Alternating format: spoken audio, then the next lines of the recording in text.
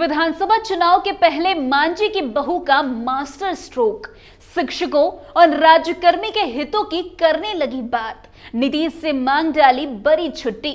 नमस्कार, capital TV Bihar देख रहे हैं आप और आपके साथ मैं हूं दिव्या। देखिए, बिहार में आगामी विधानसभा चुनाव का माहौल अब गरमाने लगा है और इसकी गूंज दूर दूर तक सुनाई देने लगी है। राजनीतिक रूप से अत्यधिक संवेदनशील ये समय बिहार के राजनीतिक पटल पर नई धड़कनों को जन्म दे रहा है।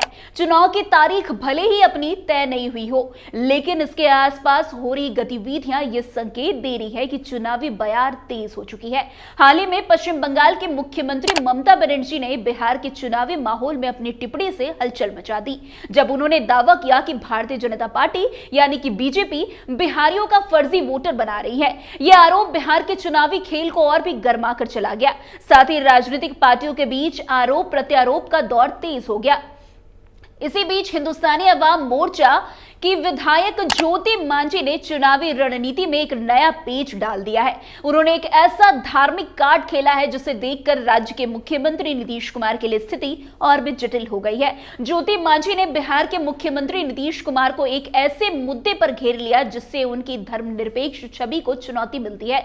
इस मुद्दे के जरिए विधायक ने न केवल एक बड़े वर्ग को अपने पक्ष में किया, बल्कि चुनावी माहौल में अपनी पार्टी के लिए एक सॉफ्ट कॉर्नर भी तैयार कर लिया। विधायक ज्योति मांझी ने नीतीश कुमार से एक बड़ा मांग पत्र पेश किया है, जिसमें उन्होंने सरकारी कर्मचारियों और शिक्षकों को प्रयागराज महाकुंभ में भाग लेने के लिए 2 दिनों की छुट्टी की बड़ी मांग की है।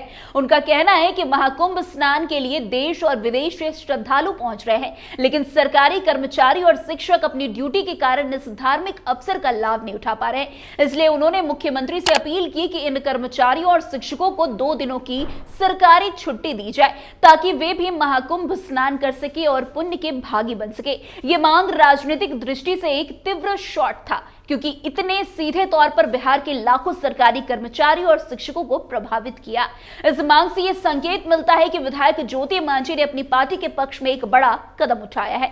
बिहार के लगभग 4 लाख शिक्षक और सरकारी कर्मचारी इस छुट्टी की मांग से प्रभावित हुए हैं और इस वर्ग का वोटर वोट देने के लिए इस मुद्दे को देख सकता है। इसके साथ ही मुख्यमंत्री नीतीश कुमार की दुविधा बढ़ गई है। अगर वे इस मांग को स्वीकार करते हैं तो उनकी धर्मनिरपेक्ष छवि को चोट पहुंच सकती है, क्योंकि इसका सीधा संबंध धार्मिक कार्यक्रम से है। दूसरी ओर यदि वे इस मांग को नकारते हैं तो इससे उन सरकारी कर्मचारियों और शिक्षकों का गुस्सा उत्पन्न हो सकता है, जो चुनावी मौसम में महत्वपूर्ण वोट बैंक हो सकते हैं। वैसे ज्योति मांझी की इस मांग ने मुख्यमंत्री नीतीश कुमार को एक और मुश्किल स्थिति में डाल दिया है, क्योंकि उन्हें दोनों पक्षों को संतुष्ट करना है। एक तरफ उनका सर्कुलर चेहरा, जो भाजपा और अन्य धर्मनिरपेक्ष राजनीतिक पार्टियों के बीच संतुलन बनाने की कोशिश करता है, तो दूसरी तरफ बिहार में हिंदू वोटों का एक बड़ा हिस्सा है जो भाजपा के प्रभाव में आता है। इस परिस्थिति में नीतीश कुमार को यह तय करना होगा कि वे किस पक्ष को प्राथमिकता देंगे।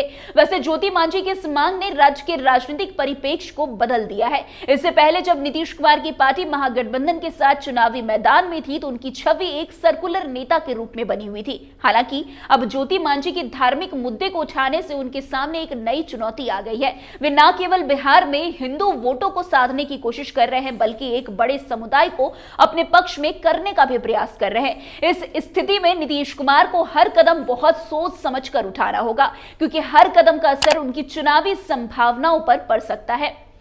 वैसे इससे पहले यह भी सुनने को मिला था कि बिहार में एनडीए के साथ चुनावी गठबंधन में बदलाव हो सकते हैं और हिंदुस्तानी अवाम मोर्चा सर्कुलर को 40 सीटों पर अपने उम्मीदवार खड़े करने का अवसर में मिल सकता है। अगर ये गठबंधन वास्तविकता में बदलता है और हिंदुस्तानी अवाम मोर्चा को 20 सीटों का हिस्सा मिलता है तो ये उनके लिए एक बड़ी राजनीतिक जीत हो सकती है। इस जीत में महाकुंभ स्नान के लिए सरकारी छुट्टी की मांग भी योगदान हो सकता है, क्योंकि इससे चुनावी वोट बैंक को प्रभावित किया जा सकता है।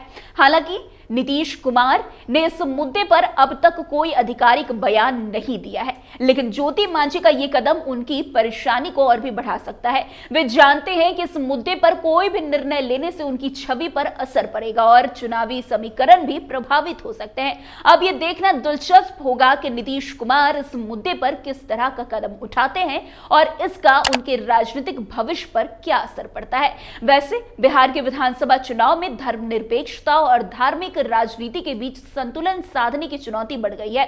बिहार के मुख्यमंत्री नीतीश कुमार को अब अपनी पार्टी की धर्मनिरपेक्ष छवि को बचाए रखते हुए वोटों का समर्थन भी हासिल करना होगा। इस चुनावी महासमर में हर कदम सावधानी से उठाना होगा, क्योंकि छोटे छोटे फैसले भी बड़े राजनीतिक बदलाव का कारण बन सकते हैं। वैसे आपको बता दें कि जीतनराम मांझी की बहू ने जो बड़ी मांग की है कि प्रयागराज महाकुंभ जाने के लिए सरकारी कर्मचारियों और शिक्षकों को छुट्टी दिया जाए।